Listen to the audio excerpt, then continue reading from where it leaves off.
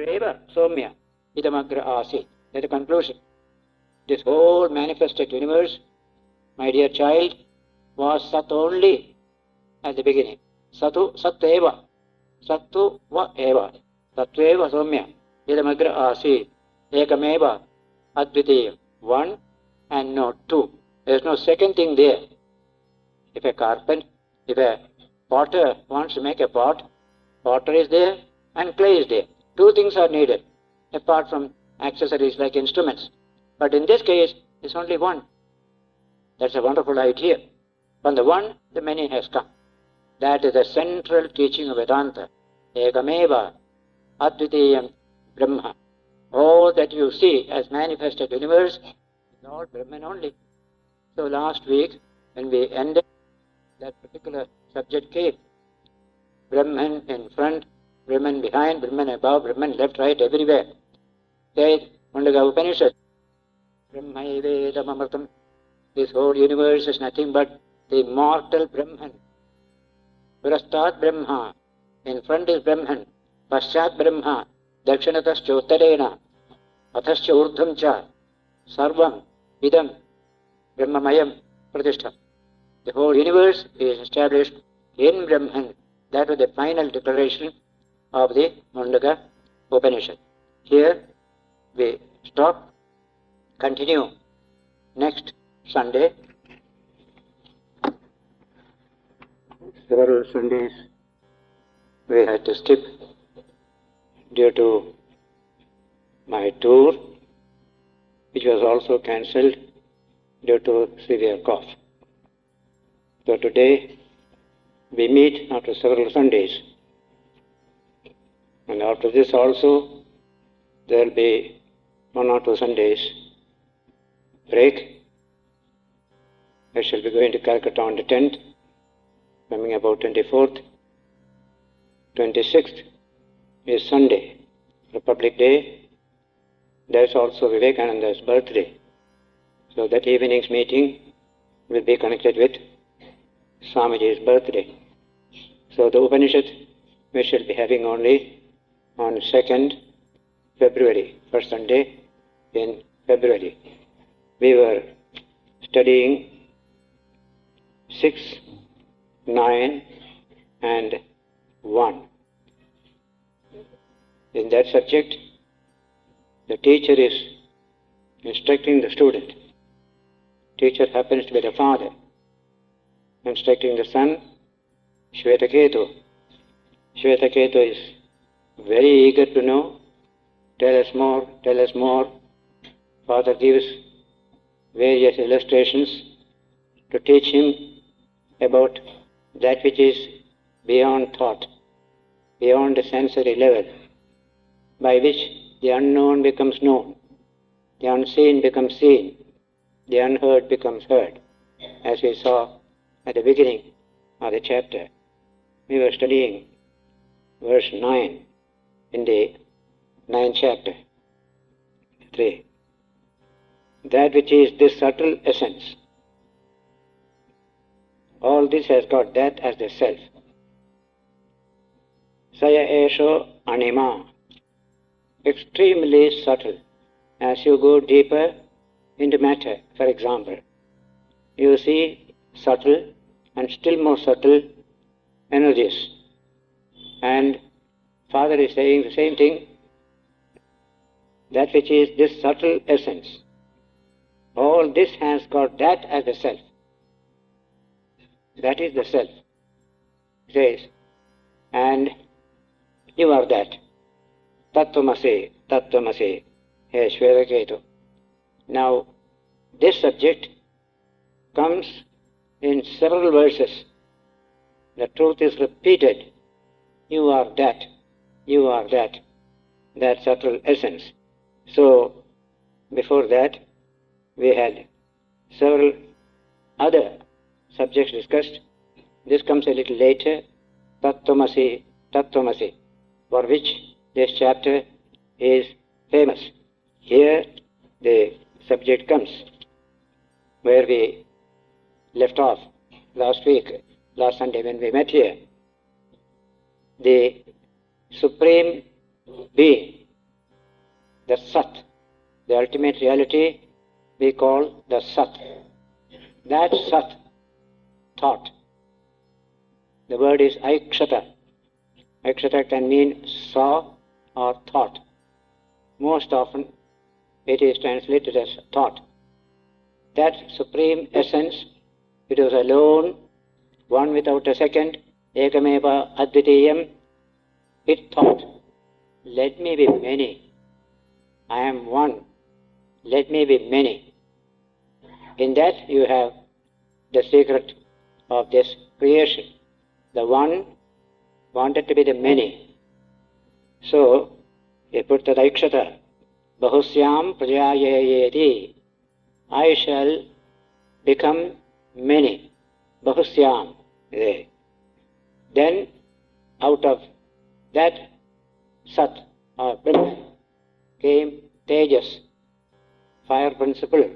Not actually it is fire, the fire principle, Tejas. Then, from that Teja also said, I shall multiply. It is a continuous process. Bahusyam Prajayayeti. Tat apo asajata. From that came up the principle of water. And that up also said, I shall multiply. Out of that came the earth, Annam, Prithvi, this earth.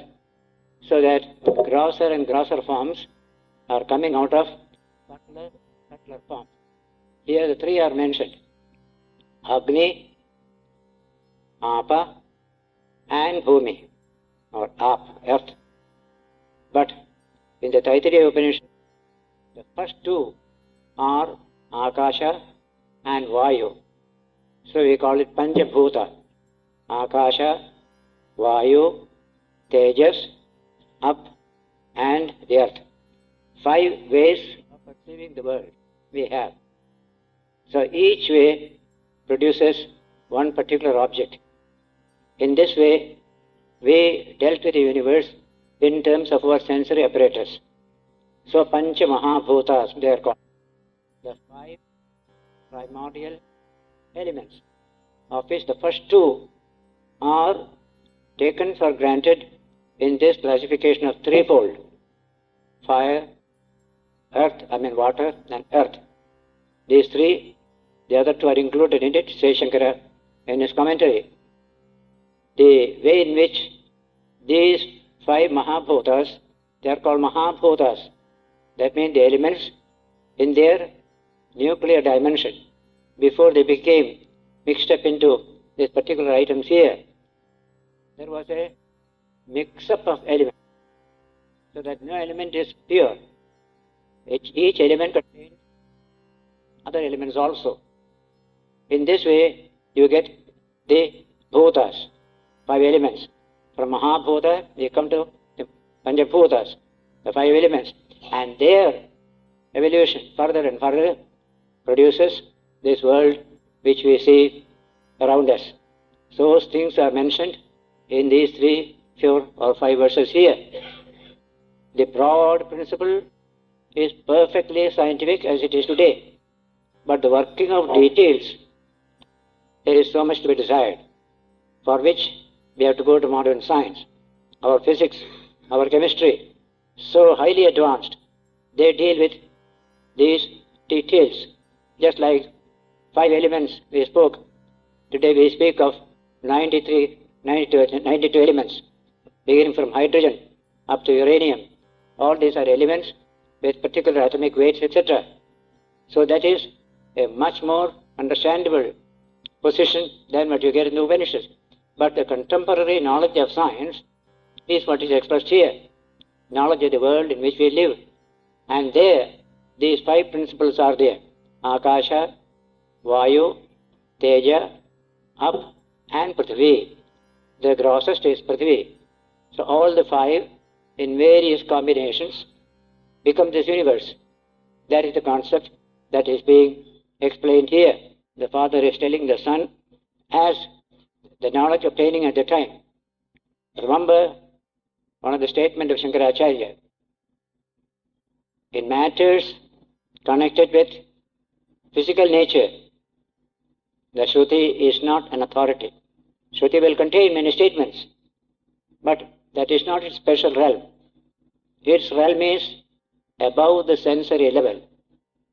That is Shankara's special statement. Atindriya vastu vishaye shrutireva na pramanam. In things concerning trans-sensory realities, the Shruti alone is our authority. No other science can come and say this and that. That is not their line. But in the world of the senses, the physical sciences are the authority. They understand better. And the physical sciences obtaining at the time of the Upanishads is what you are hearing now. And that too, more than 3,000 years ago. Even there, the main principle they discovered, everything has come from the One. The order of that coming you may change by more detailed study. But the fact is, from the subtle, the gross has come. Still grosser comes out of that. In this way, the grossest universe has come from the subtlest reality, Sat, Brahman, or existence.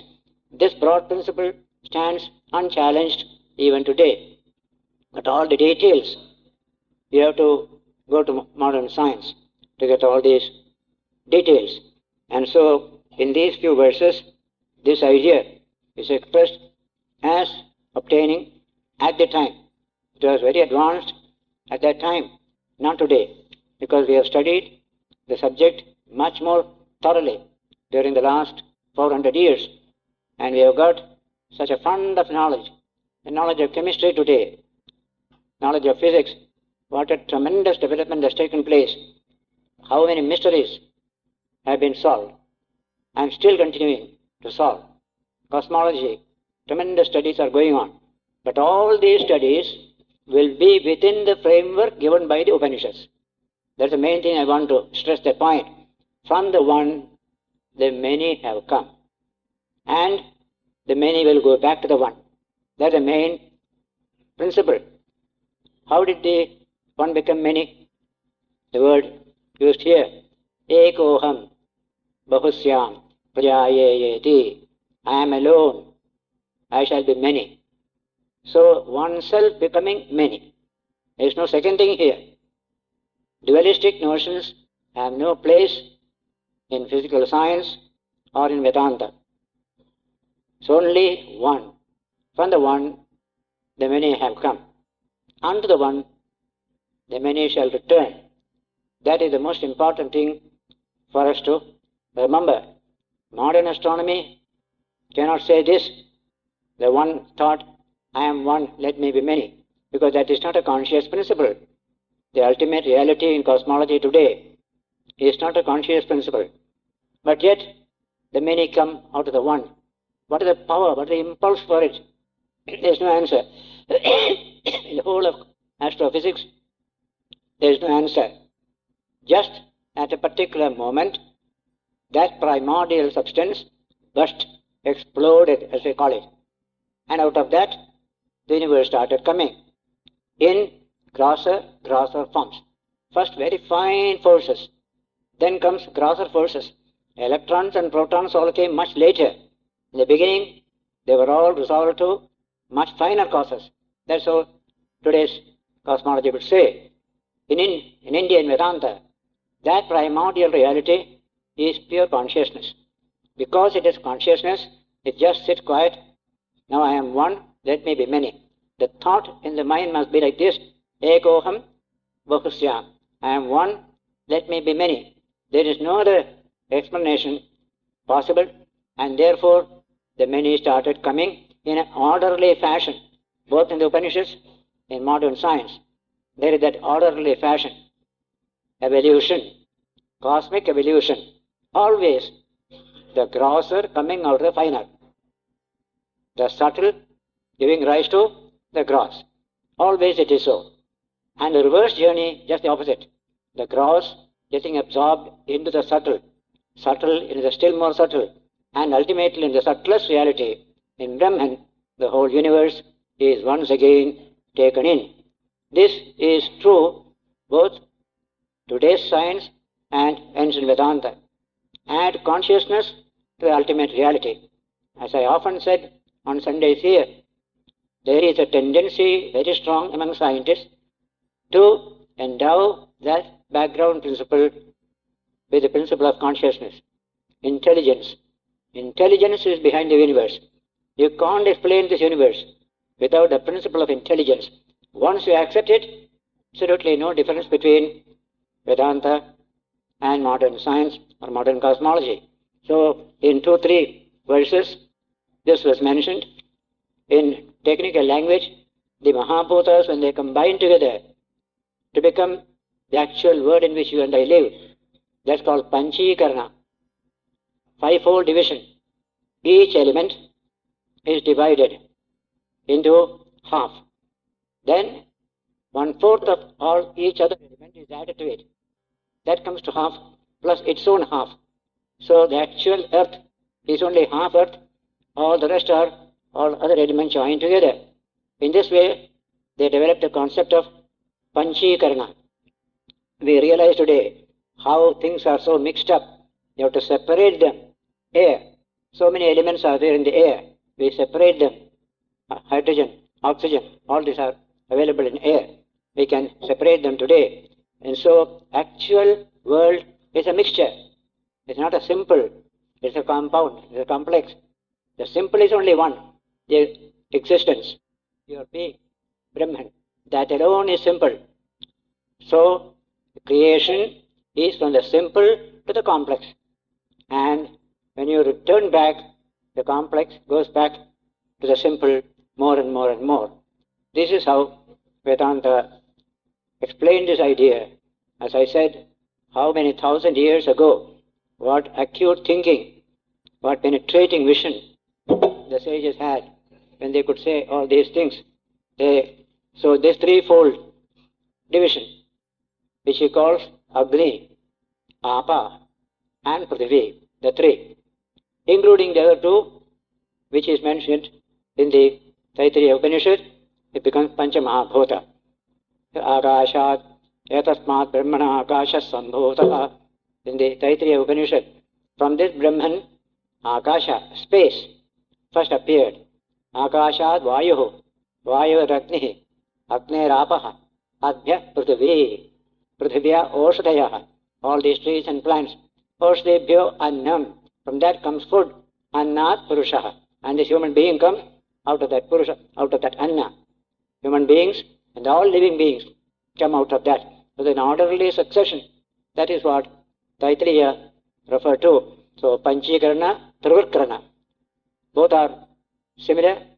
One assumes the other, says Shankara in his commentary. Then in fire, there is the fire principle, there is the water principle, there is the earth principle. All the three are there. So also in the other two. In this way, various divisions are being made here. Then, saying this, the chapter 6, 4 and 5 says, Edathasma vai tad vidvamsaha ahuhu purve mahashala mahashrotriya na no adya kaschana ashrutam amatam avijñātam vradahirishyatiti yebhyo vidanchakruhu. In days of yore, Upanishad itself is ancient. Upanishad says, in days of yore, after knowing that which is such, everything is pure existence. That is the first knowledge. Yes. The ancient great householders, mind you, they are not sannyasins. They were great mahashala. Mahashala means a big house where many people can live together like a joint family and many people can be fed together. It's called mahashala. The beautiful word for a householder in the Upanishad, mahashala. The great adepts in the Vedas, they had said, there is nobody in our lineage who will speak of anything as unheard of, unthought of, unknown, because they knew these through all these three. By knowing these three bhutas, they could understand everything else. From that existence, these three came. Know all the three, you know all that is rest that is there. From the three only, all the rest have come. That is the language. That is. So that is it continues. Now comes a beautiful statement. The human mind is the product of the food that you take. We don't have the conflict between mind and matter that you find in Western philosophy. Constantly they are disputing mind alone and no matter. Matter alone, no mind. They put it in a humorous way. Never mind, don't matter. So that's how they say. So, in India, we did never have that difficulty. Here is the slogan, which says, section 5 in chapter 6, Annamashitam Tritha Vidhi Vidhiyate Tasya Yastavishto Dhatu Tat Purisham Bhavati Yo Madhyama Tan Mamsam Yo Anishtha Tan Manah. Very interesting statement. The food that is eaten by every human being becomes divided in three ways. Once it is digested in the system, what happens to the food? Of which that which is the grossest ingredient, that turns into feces, into stool. It goes out, excreta, the grossest aspect of it. That which is the medium constituent, that becomes flesh and blood. That which is the subtlest becomes the mind, becomes manas. The subtlest part of food becomes manas. That is the statement. Now, Ava, Pita, similarly, water, when you drink, becomes divided three ways. That which is the grossest ingredient, that turns into urine. That which is the medium becomes blood. That which is the subtlest, that becomes prana, the vital force. The water is directly connected with prana, the vital force. Similarly, tejo ashitam tretha vidhiyate tasya stavishto dhatuh tad asthir bhavati yo madhyama samajja yo anishta sa vak. Very interesting study. Fire, when eaten, you don't eat fire. Fire is substances like all fats, butter, oil, all these are called fire. All fire is substance. When that is eaten, then what happens? Three ways they become divided. That which is the grossest, that becomes the bone. That which is medium, that becomes marrow. And that which is the subtlest, that becomes the organ of speech, speaking capacity, vak. Subtlest is speech. From the food comes speech. From the food that you take, from the water that you drink, all these things, they have their own effect on the human system. So, he said, Annamayam hi soumya manaha, apomayaha, pranaha, tejomayi, vak. Iti. My dear, mind is surely made of food. Prana is made of water. And speech is made of fire. Fire is substances. Then the student says, may the Venerable Sir explain to me over again. I want to hear more. Please speak more. So be it, said the teacher. And then the example is given. Dadna Somya Mathyamanasya Dakshna. Yo Anima Sa Urdhvam Samudvishari Tat Sarpir Bhavati. When there is curd and you churn it, that which is the subtlest, that comes up to the surface, that becomes butter. That is the example given. That becomes clarified butter. Evameva Karsa Somya. It is Ashmasya Yo Anima Sa Urdhvam Samudvishati Tan Mano Bhavati. In this very way, of food, when it is eaten, that which is a subtle part, that rises upwards and becomes mind. That is earlier said, is repeated here. Similarly, water also, it becomes upwards, becomes vital force, the energy in the body, circular, the whole what is circulating full of energy comes from the liquid, fluid part of the food that we take. Tejas Soumya Ashyamanasya Yo Anima Sa Urdham Samudishiti Sa Vak Bhavati. Of fire which is eaten, the subtlest part of it rises upwards and becomes speech. Then he concludes, Annamayam hi Soumya Mana Apomayaha Prana Stejomayi Vagiri Hoya Eva Ma Bhagwan Vijñapayattuti Tatha Soumyeti Hovacha. O good looking one, mind is surely made of food, vital force is made of water, speech is made of fire. May the Venerable Teacher explain to me over again. So be it, said the teacher. Shodashakala Purushaha Pancha Dashahani Mashihi Kamamapa Piba Apomaya Prano Napipato Vichetsyata Iti. Now an experiment is made with regard to the sun to impress upon him that prana is the product of water. How? That a person has 16 parts. Shodashamaya, 16 parts. Do not eat for 15 days. Each day one part will go. Do not eat for 15 days, telling the sun. Drink water as much as you like. Because the vital force is made of water. It will depart if you do not drink. When Gandhiji fasted, a little water was allowed, like that. So a little water is what keeps the prana alive as long as possible. Don't you see, when dehydration takes place, you give plenty of liquid fluids to the body to keep it alive. Absolutely essential. Body becomes dried up. That should not be. Dehydration should not take place. That leads to death.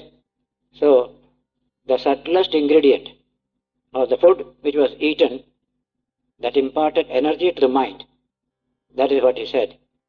And now the son follows the father's advice.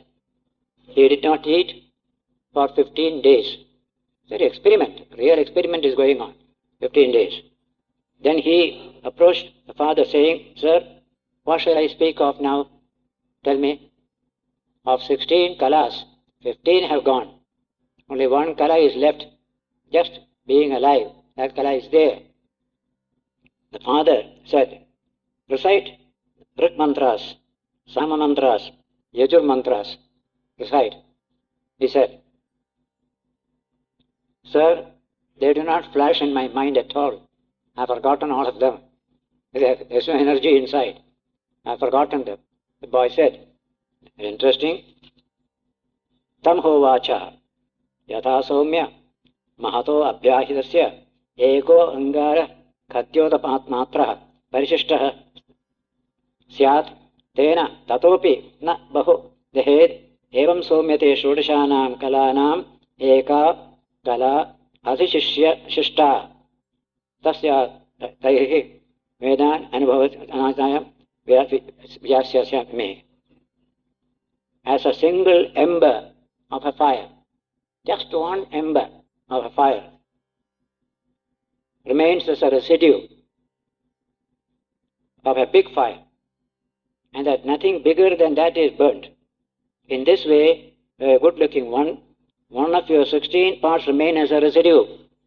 All the rest have been quietly removed because you did not take food. With that, you don't remember the Vedas at this time. Eat, and you will understand me. Then the father asked the son, says, he took food. Saha asha atha ainam upasasada.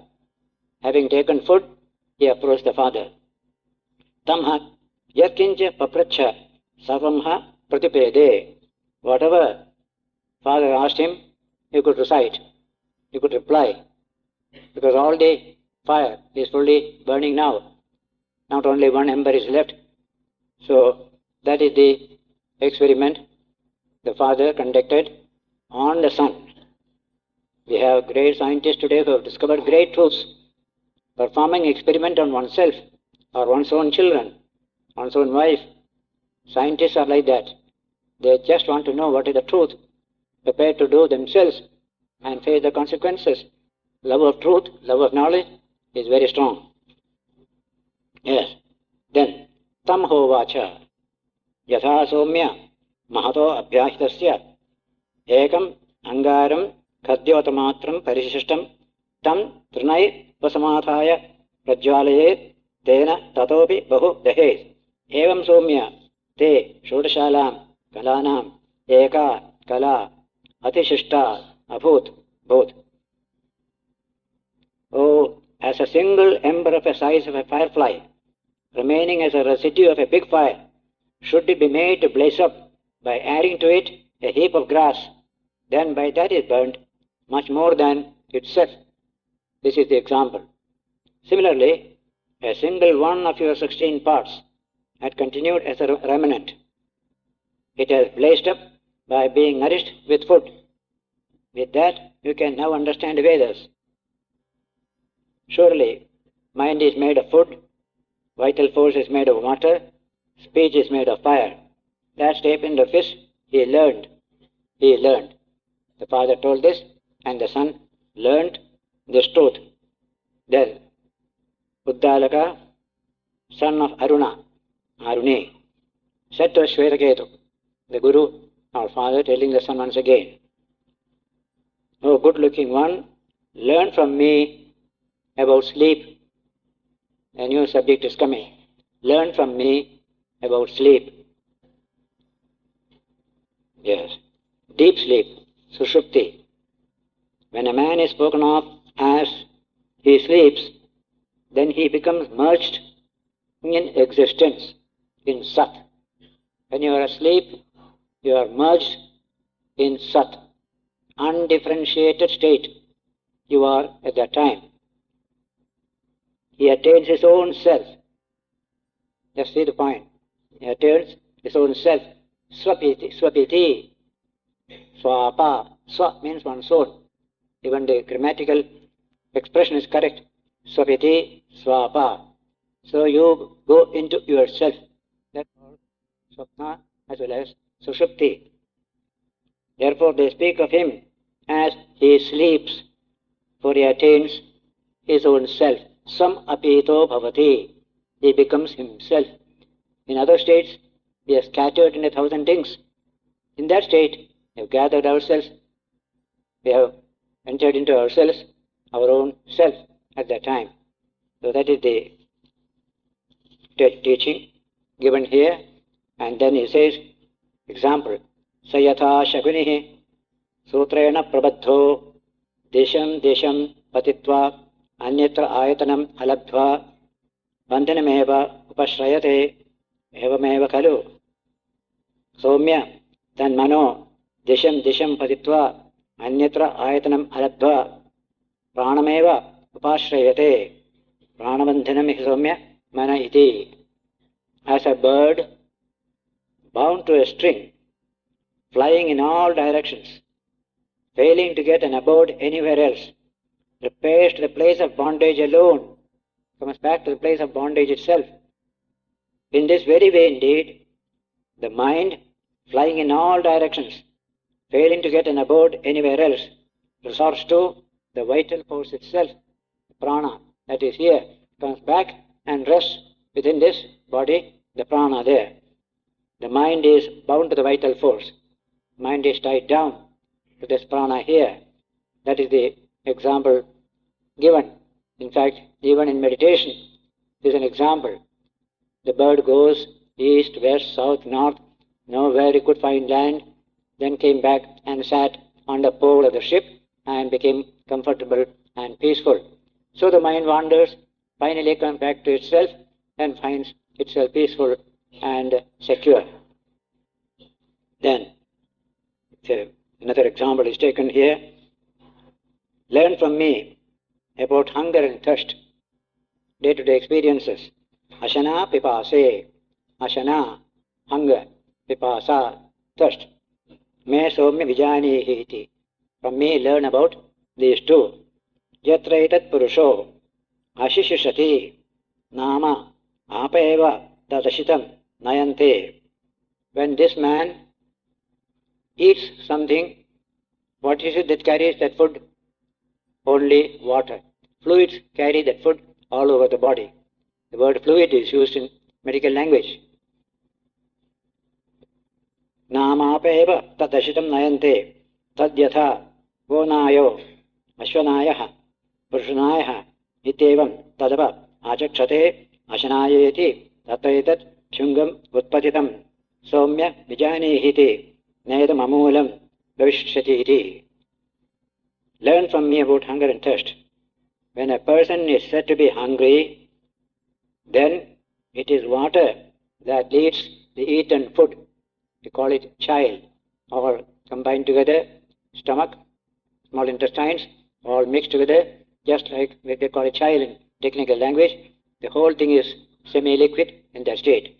Then, ultimately, the essences are taken down the body, passing through the kidney, water is removed, and finally, the whole body becomes strengthened in the blood from what food you take.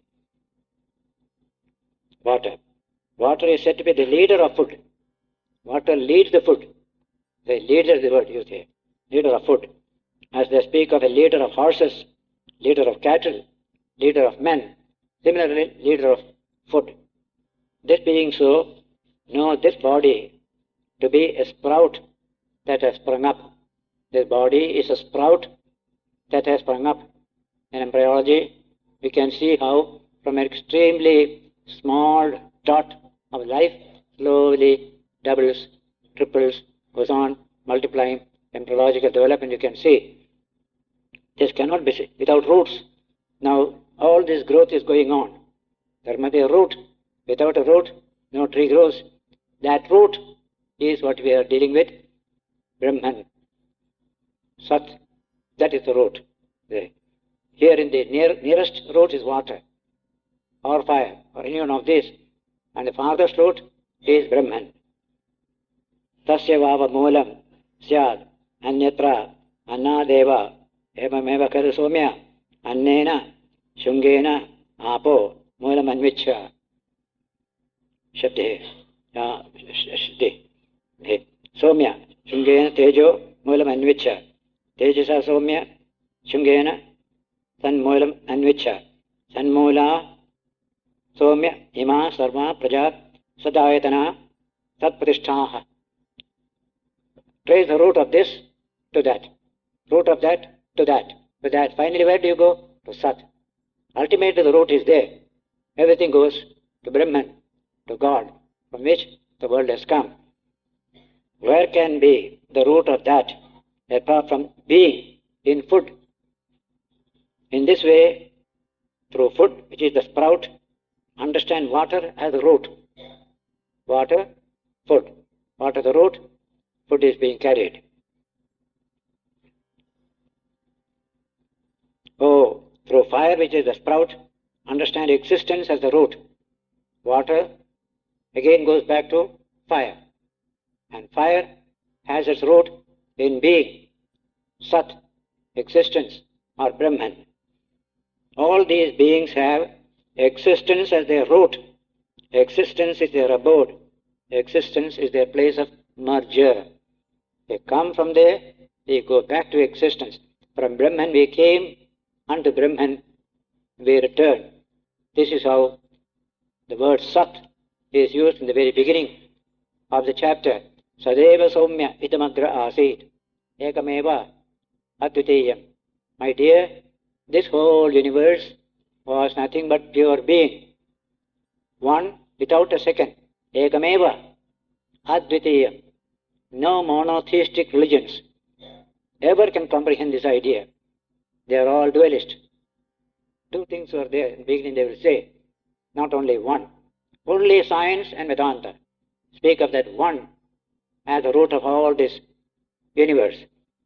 So, Sat is the word used. Brahman. Om Tat Sat. That's a beautiful name in the Gita, the name of God. By the name of God, Om Tat Sat iti nirdesho Brahmanas Trivitas Tataha. Brahman is known as Om Tat, Sat. That faraway entity, Tat, the finger pointing out to something far away, that is Sat, your being. And that faraway entity is also here. Nihaiva nihitam guhayam. In our own self, it is also present here. That is how Vedanta will present this idea. Existence is their abode. Existence is their place of merger.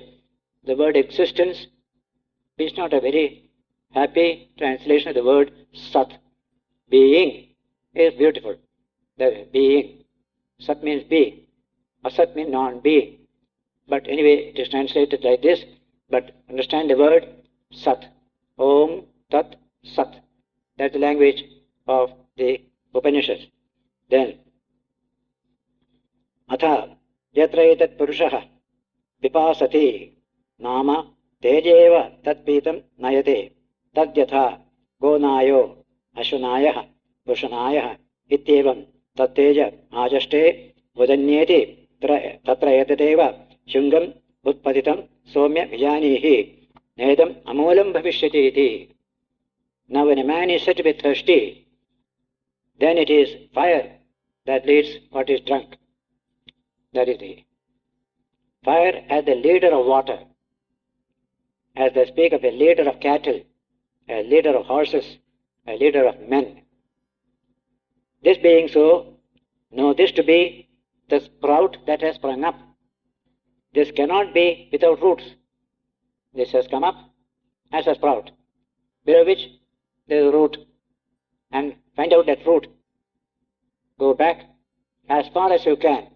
Finally you will come to your being, God Himself, at the root of this universe, using the word God, not in that monotheistic sense, something extra cosmic. The whole universe has come from God Himself, as you have seen here. So there is a tremendous difference between God used in monotheistic religions like Judaism, Christianity and Islam, and God used here. Even in those religions, when the mystics use the word God, you will find the same Vedantic concept. From God, the universe has come. We live in it. We are one with it. That idea you will find among the mystics, not in the theologians, not in the, what you call, other aspects of the monotheistic religions. Tasya kwa moolam syaditi. That's a very interesting question. Where can be the root of that, apart from being in water? Through water, which is the sprout, understand fire as the root. Oh, through fire, which is the sprout, understand being as the root, existence. All these beings have existence as their root. Everything in the world. The minutest atom, the minutest insect has existence as the root. We never had the idea in India that God is not present in animals and creatures. In the West it was there. Animals have no souls. We can kill and eat them nicely without any difficulty. That was the theory there. We don't have that theory. That one is there in everything, ensoling it, as it were. Merger. How each one of these three gods becomes threefold. Threefold after coming in contact with a person. Agni, Apa, and Prithvi. How the word God is used in a special sense because there is consciousness. Therefore the word God is used. Modern don't use the word God there. Just entity. That's all, a physical entity. They will say. Of this person when he departs, the organ of speech is withdrawn into the mind. During death, the effect goes into the cause. The organ of speech is withdrawn into the mind. You cannot speak, but mind is working, trying to say something, but there is no speech power. So it is withdrawn, energy of speech is withdrawn there. And the mind is withdrawn into the prana, within the system. Prana is the fire.